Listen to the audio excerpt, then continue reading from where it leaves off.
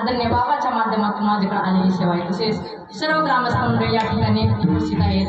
संस्थेवरती प्रेम करणारी सर्वच मंडळी या ठिकाणी उपस्थित आहेत। आदरणीय नारीचे भाऊ आहेत, आदरणीय भातंबऱ्याचे भाऊ आहेत, सर्वच गावकरी मंडळी या ठिकाणी उपस्थित आहेत। कापशी असेल, नारी असेल, नारीवाडी असेल, म्हणजे सतीश महाराज या ठिकाणी उपस्थित आहेत। कौडगावचे वसनी मंडळी या ठिकाणी कीर्तनाला आलेले आहेत। मळेगाव असेल, जामगाव असेल, सर्व ग्रामस्थांच्या माध्यमातून तसेच आजी माजी विद्यार्थी संस्थेची त्यांच्याकरता एकदा जोरदार टाळ्या वाजवा। किती भारी नाचायले, तुम्हाला वाटतं का नाचावं उभारून? इतकं गोड असं वातावरण आहे आणि सर्व ग्रामस्थांच्या माध्यमातून माझ्याकडे आलेली सेवा आहे। घरचंच कीर्तन आहे, बरोबर आहे का नाही?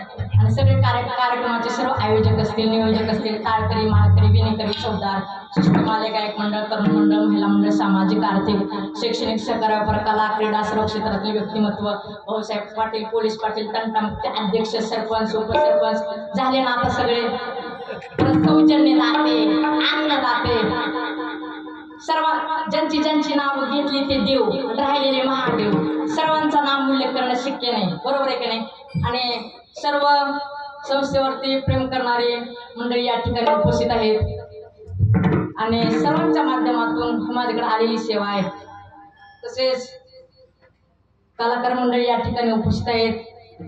माझे गुरुबंधू हरिभक्त पारायण अनिकेत महाराज खूप गोड गात आहेत। तसेच नारीचे भाऊ या ठिकाणी उपस्थित आहेत। तसेच ही सौंदर्याची वारकरी शिक्षण संस्था आहे, आदरणीय केदार महाराज सुद्धा या ठिकाणी उपस्थित आहेत। त्यांच्यासाठी जोरदार सर्व ग्रामस्थ मंडळी या ठिकाणी उपस्थित आहेत आणि या उपस्थितीमध्ये माझ्याकडे आलेली कीर्तनरूपी सेवा आहे। भगवंत जशी माझ्यावरती कृपा करतील तसं मी बोलण्याचा प्रयत्न करते आणि मी माझ्या सेवेकडे वळते।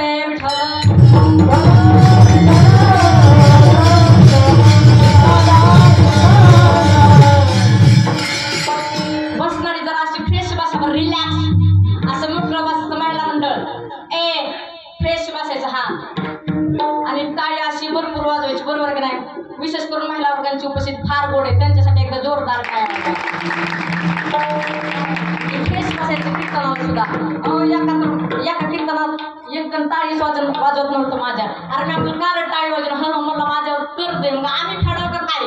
कर्ज नुसतं बोंबलं थेंडला जातात किती, येतात किती, कमवतो किती, गमावतो किती, इन्कम किती, आउट गोईंग किती, ह्याचं लिस्टच नव्हतं। कर्ज होणार ना? 10 कमवून 5 खर्च करा, कर्ज होईल? 10 कमीतून 20 येतो, विसलरी विसलरी आता इसला झाली ना आणि माझ्या भगवंताकडे एकच प्रार्थना, हे भगवंता त्या गावावर तर कधीच करतो म्हणतो नको, आणि चुकून देवाकडून जर झालं तर टेन्शन घ्यायचं नाही, होऊन ते कर्ज ज्याच्यावर कर्ज तोच खरा मोरतो. अयो अयो टाळ्याच्या वाजवल्या गाड्या, असू द्या बसलेली म्हणते बरं झालं बिचारा महाराज